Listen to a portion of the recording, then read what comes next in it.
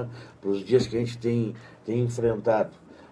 A temperatura mínima hoje de 13 graus e 7 décimos e a umidade, que é bastante elevada, ela varia de 94% a 99%. Essa, então, é a característica deste momento. Voltando aos nossos temas do programa Insight com o Dr. José Newton, a gente falava um pouco sobre a baixa autoestima, né, ou a própria autoestima na relação, né, na relação. Agora, muito se fala, Newton, no popular, né, que você tem, às vezes, determinado desempenho na vida como quando está bem na relação, né, na sua sexualidade, enfim, né? Isso tem muita relação, tem muito a ver. Tem a ver, é uma forma de expressão, digamos assim, é um termômetro. De qualquer forma, tinha um professor antigo meu, e eu vou contar essa história porque ilustra um pouco isso que tu diz.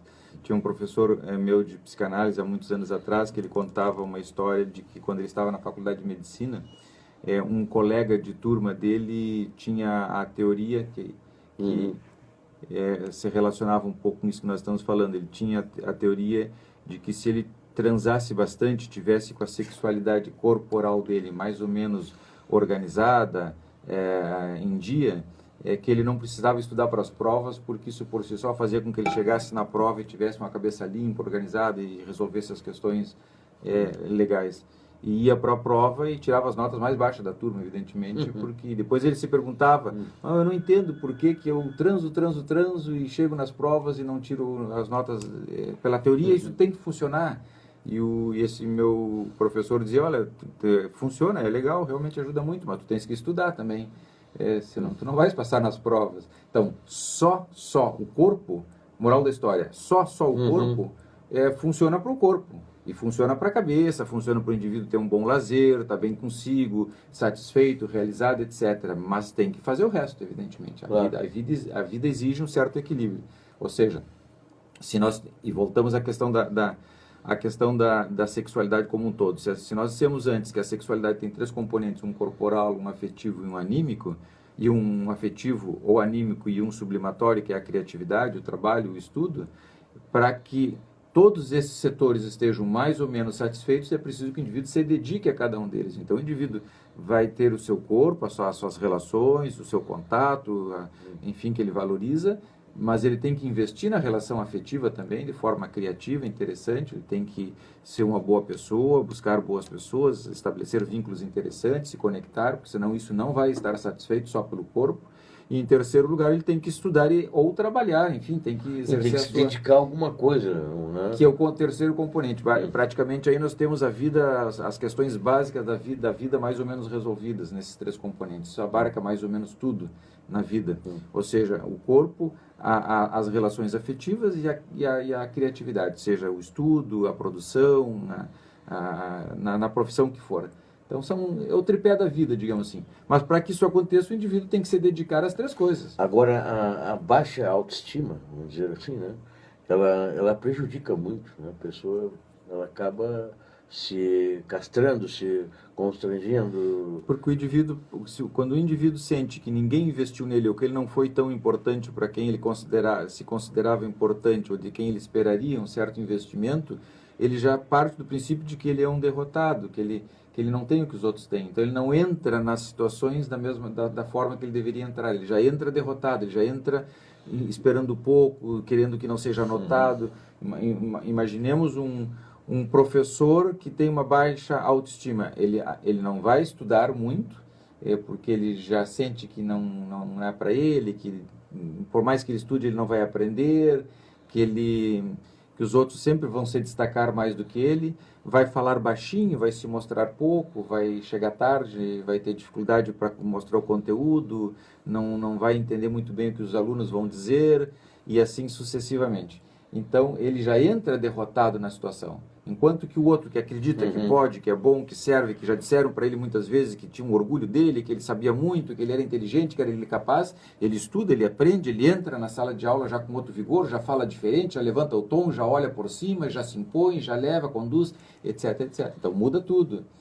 Isso é fundamental. Agora, essas coisas a gente não aprende a partir da velhice, aprende, essas coisas se introduz na criança através das primeiras vivências, evidentemente, ao longo de toda a vida. Agora, claro, quando o indivíduo já tem essa situação internalizada, uma vez que ele se trata, ele resolve essa conflitiva toda, ele consegue se recuperar, se resgatar, e todos nós notamos que a pessoa começa a se inserir, se insertar, digamos assim, no contexto de uma maneira diferente.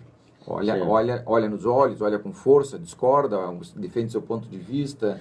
Aliás, eu estou tentando atender também um ouvinte que me mandou esse tipo de questionamento, tentando ligar com a sexualidade. E interessante a tua resposta, né? Ela conduziu para outro formato, né? A questão da vinculação familiar, né? Mas pelas atenções de casa, né, Hilton? E aí a gente vai... Desculpa, eu vou pegar o gancho, mas voltamos à tua pergunta original, no começo do programa, que quando alguém vai para a cama, vai com muita gente. Então, quando nós falamos nas relações primárias entre pais e filhos, esse investimento todo que faz com que o indivíduo tenha mais ou menos autoconfiança e uma autoestima legal, e o indivíduo vai para a cama, para usar a tua expressão, e não tem um gozo satisfatório, não se realiza, não se solta, o homem não tem uma boa ereção, a mulher não consegue ter um bom orgasmo, etc, fica meio sem graça a relação. Nós estamos falando exatamente disso. O indivíduo só está reproduzindo naquela relação o que ele sempre, a vida foi sem gosto para ele, digamos assim. Agora, Newton, é interessante porque agora a gente já começa a passar para baixa estima, né? Porque era uma das coisas que o ouvinte queria, né, que a gente falasse sobre como é difícil enfrentar pela pessoa, né, quando ela está com baixa estima, né? E isso tanto o homem quanto a mulher, né, no dia a dia das relações e até no próprio trabalho. Bom, uma pessoa que tem a baixa estima, ou uma autoestima muito baixa, ela termina criando um clima muitas vezes complicado, porque ela está sempre para baixo, ela está sempre se retirando, ela não faz o que tem que fazer, muitas vezes, até porque depois ela fica melancólica, digamos assim. A autoestima está diretamente relacionada com a melancolia também. O indivíduo se sente pouco importante, pouco estimulado, desenergizado, já fica com preguiça, não vai, não faz, não diz o que tem que fazer, não faz o que tem que fazer. Então, a preguiça é uma estratégia para que vença esse outro lado? Não, faz parte, é uma expressão, eu diria, mais que uma estratégia, uma expressão. Porque às vezes é comum assim a pessoa que é com baixa estima ou tímida, né, ela cria coisas, né, racionaliza para driblar aquilo que para ela pode ser constrangedor ou colocar em xeque os seus próprios convencimentos. O psiquismo depois vai encontrando formas de expressão. Supomos, e nós estamos tomando como base hoje do programa Insight as relações primárias, afetivas, as primeiras relações, digamos assim, do recém-nascido até os 3, 4, 5, 6 anos de idade, no ambiente da casa. Se essa criança nasceu e se criou num ambiente onde ela sente que ela não foi importante, etc, como nós dizíamos antes, e tem essa autoestima, essa desvalorização, o psiquismo depois vai encontrando formas de expressar isso. Ou seja, isso vai ficar dentro da memória dessa criança, vai fazer parte da personalidade dela, e esses traços todos vão depois encontrar formas de expressão. Ela vai ter uma atuação na vida que vai estar tingida por essas cores. Quem conheceu essa criança, por exemplo, ao longo da sua história, vai perceber que mesmo depois de casada, profissional e com filhos, ela se refere, ela fala, ela se coloca, ela se posiciona na vida de um jeito muito parecido com o que ela tinha quando pequenininha. Ou seja, aquelas relações que vão caracterizar a essência do psiquismo dela, da personalidade dela, vão ficar fixadas dentro dela e vão tratar de se manifestar como uma marca registrada ao longo de toda a vida. Não tem como fugir disso. Não tem como fugir. Não tem como fugir. Porque quando você toma o antidepressivo, né, você parece que se coloca mais, né, socialmente. Não sei se estou errado. Sim. Né? Ou seja, você rompe um pouco com aqueles argumentos que lhe afundam, vamos dizer assim, né? O antidepressivo, fundamentalmente, ele melhora o humor da pessoa. Ou seja, a pessoa fica com um humor antes mais baixo, mais deprimida, mais desenergizada, ela fica mais energizada, ela fica com um humor mais alto, digamos assim. Mas os sentimentos que ela tinha antes de desvalia, desvalorização, de não ser amada, etc., o antidepressivo não modifica em ninguém. Ele modifica o humor, fundamentalmente o humor. Ou seja, a pessoa vai sentir, vai ter os mesmos sentimentos, só que vai estar um pouco mais alegre. Essa é a função do antidepressivo. Porque a pessoa, por exemplo, quando vai numa festa, né, e ela é tímida, ou de repente ela se constrange, o que ela faz primeiro? Bebe, né? Sim. Porque, bom, aquele estado etílico, ela mais ou menos libera um pouco. O início. E, aliás, todas as do pessoas se efeito álcool. liberam um pouco mais com álcool. No início. No início, né? Depois se deprime. Mas, quer dizer, todos nós temos um pouco dessa... não de depressão, mas as pessoas têm, elas se fecham um pouco, né, no seu grupo, né? Não, com certeza. O ser humano, uns mais, outros menos, evidentemente, mas todos nós temos uma certa inibição, em maior ou menor grau, todos nós temos, isso faz parte da neurose de cada um. Porque é frequente, assim, vai numa reunião, né, empresarial, ou, sim, qualquer reunião. Naquele primeiro momento, todo mundo certinho, né, gravata, arrumado, pá, né? Depois, quando começa, bebe um pouco, né, a festa muda de face, né? Ela muda de face. E todos têm o mesmo comportamento. A partir do momento que começa, né, a beber, ou se solta um pouco mais. Bebe para se soltar, né? Então, esse é um tema recorrente no consultório. Muitas pessoas, sobretudo os homens, falam muito desse tema do álcool, do efeito do álcool, do uso do álcool. A maioria das pessoas usa o álcool como remédio, porque o álcool tem esse efeito inicial liberador.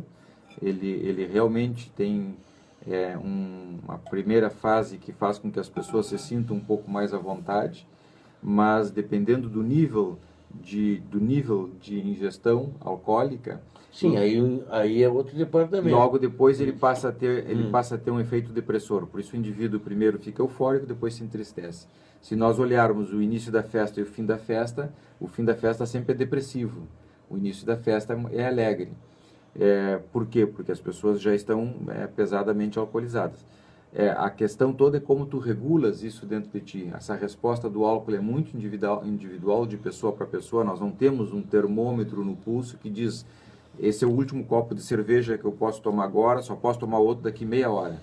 Ou essa é a última dose de vodka, daqui 45 minutos eu posso tomar outra, porque senão eu vou me deprimir. Não existe isso.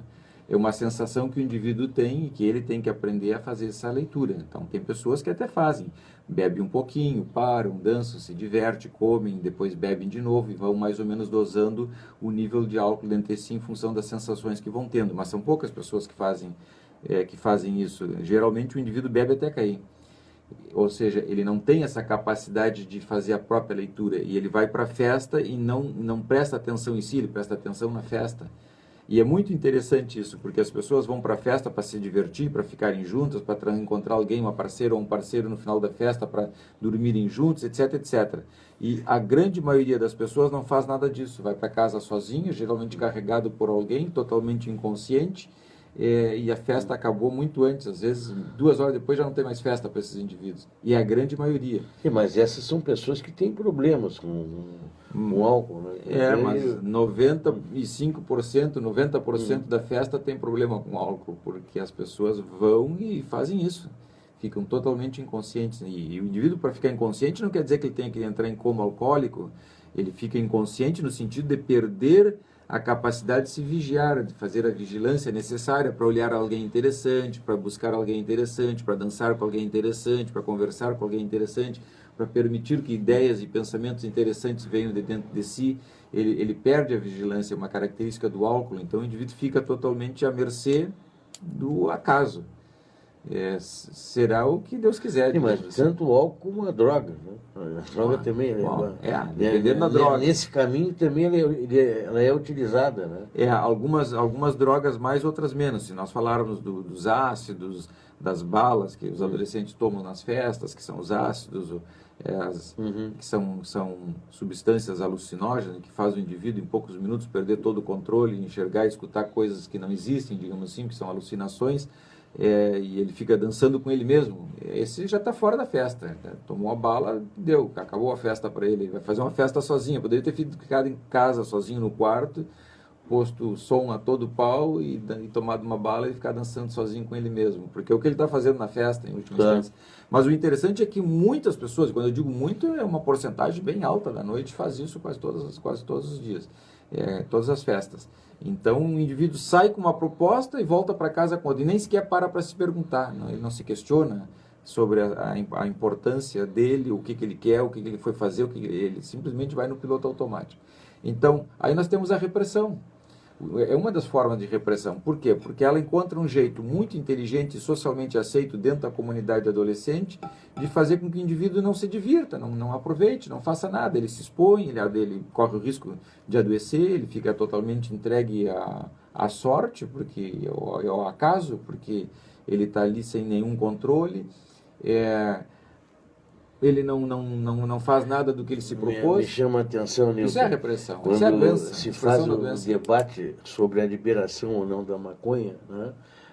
Aí se fala sempre que a maconha como o uso medicamentoso, né?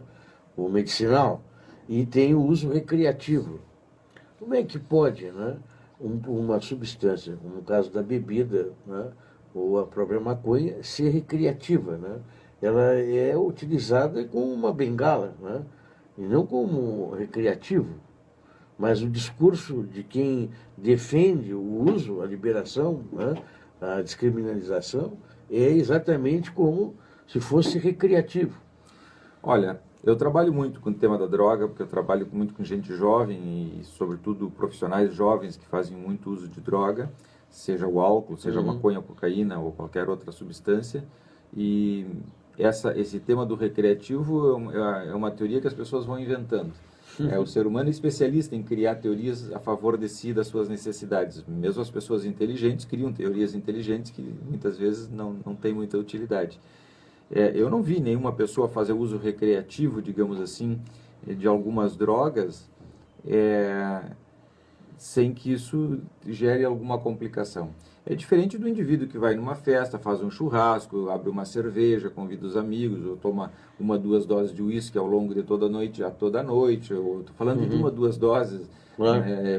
Que aquilo não é algo... E é eventual, contínuo. E vai fazer ele ficar mais alegre, como tu dizias, mas 1-2 doses faz o indivíduo ficar alegre realmente. Agora, se ele tomar a garrafa toda, ele vai ficar triste, muito triste. Porque não vai... Por todas as razões que nós falamos antes. De qualquer maneira, existe essa teoria de que quem sai todas as noites, bebe todas as noites, fuma maconha todas as noites, cheira cocaína todas as noites, ou todos os dias. Já atendi pessoas, e atendo pessoas que cheiram desde que acordam até que dormem. Evidentemente, não vejo nenhum benefício nisso, a não ser que o indivíduo está fora do mundo. Ele encontrou uma forma racionalmente inteligente, nem tão inteligente, mas doentia e socialmente aceita, dentro do grupo em que ele se move, de ficar fora do mundo. Ele não faz parte do mundo, ele está alienado. Por ele Agora, mesmo, ele se alienou. os efeitos são diferentes, né, Nilton? Por exemplo, uma pessoa bebe 1 dose ou 2 doses de uísque, ela se alegra, né? Sim. Se ela não entrar para dentro da garrafa, né, ela tem uma forma de alegrar. A maconha, né, na primeira pega da maconha, tu tem um pouco de alucinógeno, né? A maconha precisa mergulhar em alguma coisa. A maconha não tem esse efeito alucinógeno, assim como algumas pessoas pensam. Não tão forte quanto outras, mas ele... A maconha, ela deixa o indivíduo mais relaxado, é um relaxante, um indivíduo mais analgesiado, digamos assim. Ele fica mais descontraído, quem fuma maconha no final da tarde, como quem toma uma dose de uísque quando chega do trabalho, ele tem a fantasia, e às vezes até consegue, de uma certa maneira, graças à droga e não a ele, uma certa desconexão do peso da vida. São pessoas que não conseguem... o famoso copo de uísque ou a cerveja no final da tarde, na chegada em casa e tudo mais. São pessoas que não conseguem se desvestir, tirar a roupagem do peso da vida. A vida é muito pesada, Leandro. Qualquer pessoa em casa de bom senso, pai de família, uma senhora de casa que trabalha, que atende a casa, que tem responsabilidade, que se conecta com o futuro dos filhos, É quase uma terapia. Não deixa de ser uma terapia. Mas algumas pessoas chegam em casa e conseguem tirar essa roupa e falam com o seu parceiro, com a sua parceira, conversam. A vida não chega a ter esse peso horroroso permanente. O indivíduo não liga a televisão, digamos assim, nas notícias mais drásticas, vê coisas mais leves, ou não vê, deixa desligada a televisão, conversa sobre a vida do outro, conversa sobre a sua vida, faz alguma atividade doméstica para despairar a cabeça, para limpar a cabeça, conserta uma coisa, limpa outra, ou não faz nada, se atira, fica só conversando, se joga no sofá. São formas que as pessoas encontram ou devem encontrar de tirar esse peso da vida de quem chega da rua ou quem trabalhou, cada um no seu ramo. Mas tem pessoas que não conseguem fazer isso, não conseguem tirar esse peso, não conseguem se liberar. Então aí é onde entra o tema do álcool, ou do cigarrinho de maconha no final da tarde, no início da noite, para fazer o efeito que ele não pôde fazer, para fazer a função que ele não pôde exercer na vida. Romper com Mas aí, então, e muitas vezes rompe. Acontece que o indivíduo não é capaz de fazer por si mesmo. É uma dificuldade do indivíduo. Quando ele se trata e resolve, entende e consegue exercer algumas funções que ele não está exercendo, sim, do ponto de vista psicológico. Ele vai precisar de uma coisa ou de outra. Ou de repente, uma relação com outras pessoas. Enfim, às vezes o indivíduo fica solitário em casa, a vida não tem sentido, não consegue estabelecer vínculos profundos. Outras vezes o indivíduo tem um humor horroroso, que não consegue estar com ninguém. Enfim, tem mil maneiras de expressão. Mas o certo é que essas pessoas se valem da medicação ou da droga para poder exercer essa função de tranquilizadora na vida por questões de inibições dele. Eles são incapazes de poder se desvestir dessas questões todas para poder tocar a vida de uma forma diferente. Tá aí. O Dr. Piva está chegando já aos estúdios, né? Na medicina, né, de Pelotas, o Dr. Piva tem história. A história viva da medicina pelotense. Nós vamos fazendo um intervalo comercial, voltamos na sequência com o Dr. Piva aqui, já falando em geriatria, né, em parte de geriatria.